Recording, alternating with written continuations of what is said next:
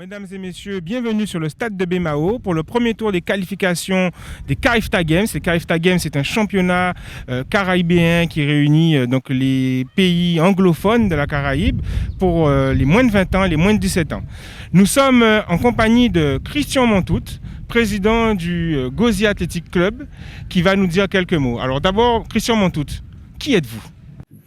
Je suis, comme tu dis, Christian Montout, président du GAC et créateur du GAC en 1978. Et entraîneur d'athlétisme depuis 1970, avant le GAC. D'accord, donc ça veut dire que vous avez déjà vu beaucoup d'évolutions d'athlètes. Alors, on a deux questions pour vous aujourd'hui. Alors, qu'est-ce qu'on vient faire aujourd'hui sur le stade de Bemao ? Première question. Et la deuxième, dites-nous comment ça se passe, la pratique de l'athlétisme avec la crise sanitaire du moment. Bon, on essaie de tenir le cap pour donner aux jeunes une activité. On essaie pour ne pas couper. Bon, la crise du Covid a fait qu'on a perdu beaucoup d'athlètes. Mais ceux qui restent, on essaie de les encourager à faire la pratique du sport. D'accord, effectivement, on voyait par-ci et par-là que faire du sport, c'était aussi positif pour la santé. Vous ne nous avez pas répondu. Aujourd'hui, quels sont les enjeux pour les athlètes, pour les spéciales Carifta Games ? Le fait que les Carifta se passent cette année, au mois de juillet, on ne peut pas parler d'enjeux depuis le mois de février. C'est au fur et à mesure de l'approche qu'on pourra voir ce que ça peut donner. Parce que si quelqu'un réalise des performances maintenant et n'est pas en forme au mois de juillet, c'est sûr que c'est la cata. D'accord, très bien. Eh bien, écoutez, nous vous remercions pour ces quelques éléments de réponse. Et puis, cher public, nous vous souhaitons de suivre avec nous cette magnifique après-midi d'athlétisme. Au programme, les 200 mètres, les 400 mètres haies, comme je vous le disais, pour les moins de 17 ans, les moins de 20 ans.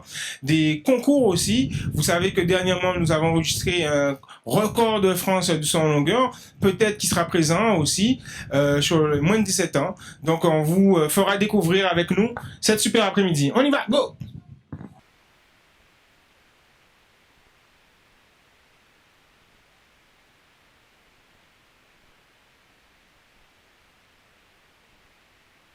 Bonsoir, donc je vous disais tout à l'heure que nous avons une très belle journée, une très belle après-midi d'athlétisme. Nous avons de très belles épreuves, mais nous rencontrons aussi des personnages hauts en couleur, mais aussi des personnages emblématiques de ce sport. Nous sommes aux côtés là de Pierre-Marie Hilaire, un grand champion du 400 mètres qui a notamment été au podium des Jeux Olympiques de Sydney. Monsieur Pierre-Marie Hilaire, bonsoir. Bonsoir. Est-ce que vous pouvez vous présenter à la caméra ? Oui, bonsoir, je suis Pierre-Marie Hilaire, j'ai 55 ans, alors effectivement aux Jeux Olympiques, j'ai terminé ma carrière après les Jeux Olympiques. Alors officiellement on termine 5e, après sur le tapis vert on gagne 2 places, donc actuellement on est 3e au 4x400 aux Jeux Olympiques de Sydney. J'ai été aussi vice-champion d'Europe en indoor en 95.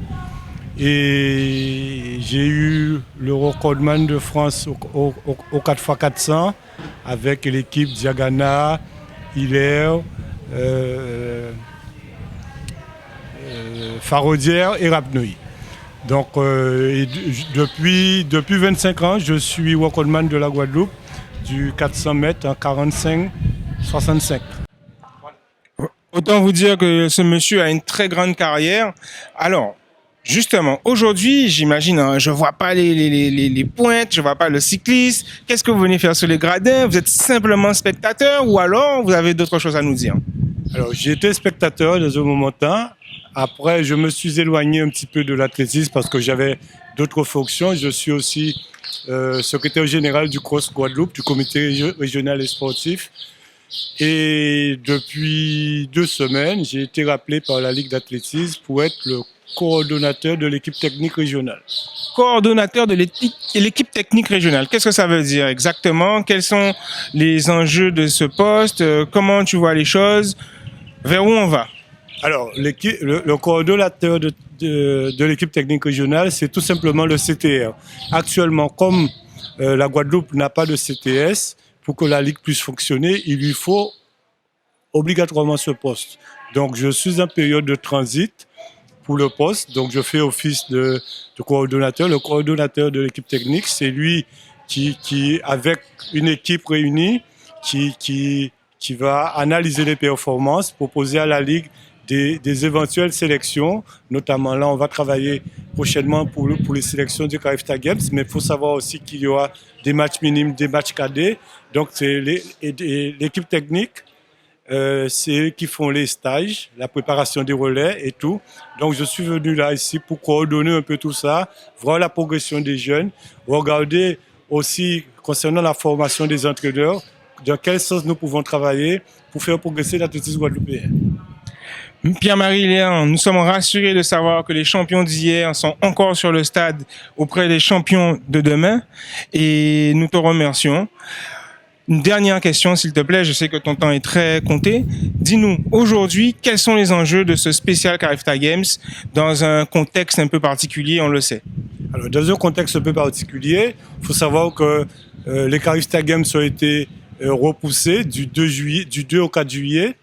Dans un premier temps, c'est susciter l'envie, dire aux jeunes qu'il y a toujours des échéances, leur donner envie de courir et surtout voir depuis le début de saison ce que l'avancée de leur entraînement, ce que ça a donné et pouvoir commencer à agrandir une base pour au fur et à mesure, en fonction des, on ne dira pas des minima pour les CARIFTA, on dira pour les niveaux de performance requises, voir quels sont les athlètes qui seront les plus compétitifs pour que nous ayons une très belle équipe au CARIFTA.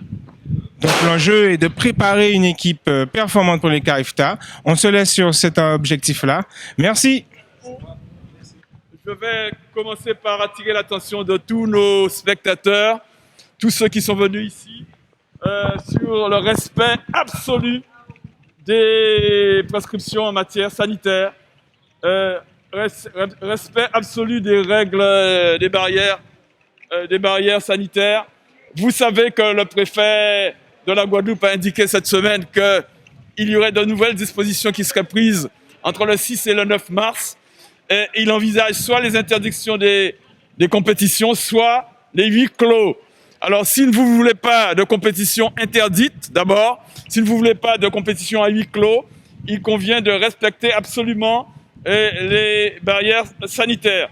C'est-à-dire respecter dans les tribunes, lorsque vous êtes assis dans les tribunes, respecter la distanciation, respecter l'écart d'un siège. Et vous savez bientôt que ce sera 2 sièges d'écart dans les tribunes. Vous savez que la jauge également a diminué. La jauge a diminué. Elle est passée de 600 à 300 et à 150 bientôt. Par conséquent, faites en sorte que les compétitions d'athlétisme puissent continuer. Dans ce que nous faisons confiance à vous, vous qui êtes parfois des parents d'athlètes, vous voulez privilégier la santé des athlètes, eh bien, nous voulons, nous aussi, que les compétitions continuent dans de bonnes conditions.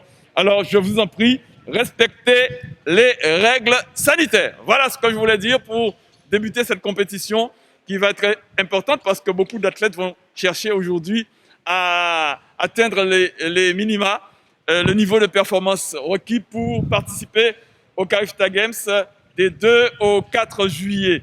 Mais il y aura aussi d'autres compétitions puisque dans un mois, il y aura ici, à Bémao, les rencontres Guadeloupe, Martinique, Guyane, avec peut-être des surprises caribéennes. De sorte que nous voulons que tout cela se produise. Respectons les règles sanitaires. Merci. Merci.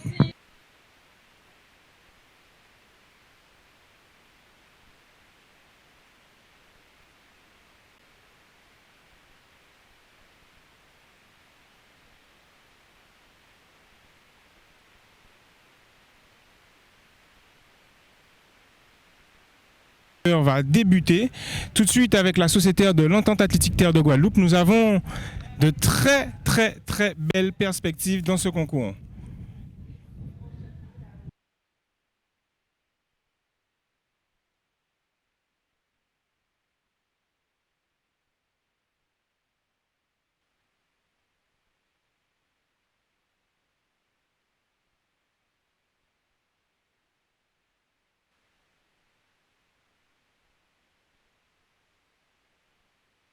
Donc l'athlétisme guadeloupéen a l'habitude de fournir des champions dans cette discipline.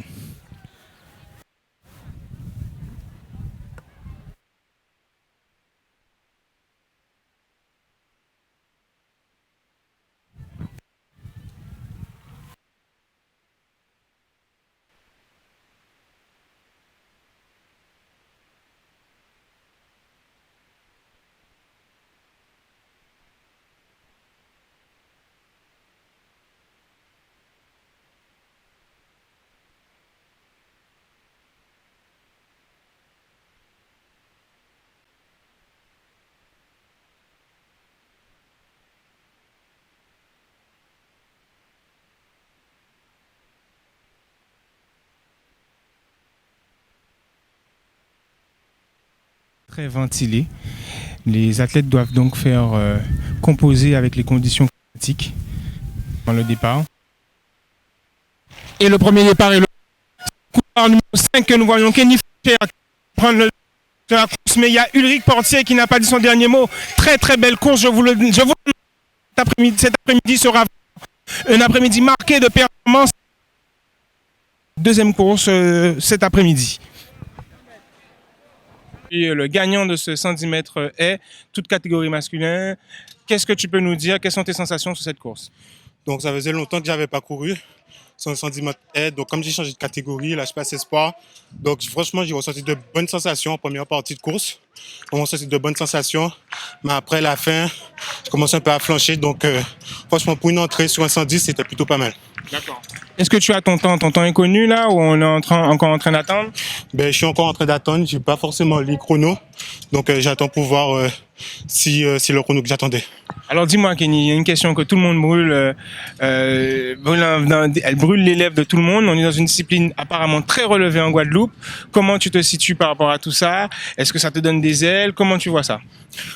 Ça donne des ailes quand je vois mes coéquipiers d'entraînement comme Willem Bélocian, Fanny Queneau et Laetitia Bapté briller en France. Donc ça me donne vraiment envie de les rejoindre et de montrer à la France que la Guadeloupe est là lors des championnats. Je pense qu'ils l'ont vu, mais est-ce que tu peux nous dire pourquoi, comment se fait-il qu'on ait tant de champions comme ça dans une discipline aussi technique que les haies? Ton avis dessus? Je pense qu'on a des coachs très qualifiés. Sur les haies, nous avons Rico Veitilingon qui a formé Willem et Janice. Et nous avons Katie d'une part qui a repris Willem et qui forme pas mal d'athlètes. Donc je dis que c'est grâce à nos coachs qu'on est jusqu'à là. Vous voyez, chers téléspectateurs, l'athlétisme des athlètes humbles, reconnaissants. C'est comme ça que nous sommes une terre de champions. C'est pour ça que nous sommes une terre de champions, pardon. Donc merci à vous. Donc je m'appelle Kenny Fletcher, j'ai 20 ans cette année et je suis à l'Athletic Club de Bémao.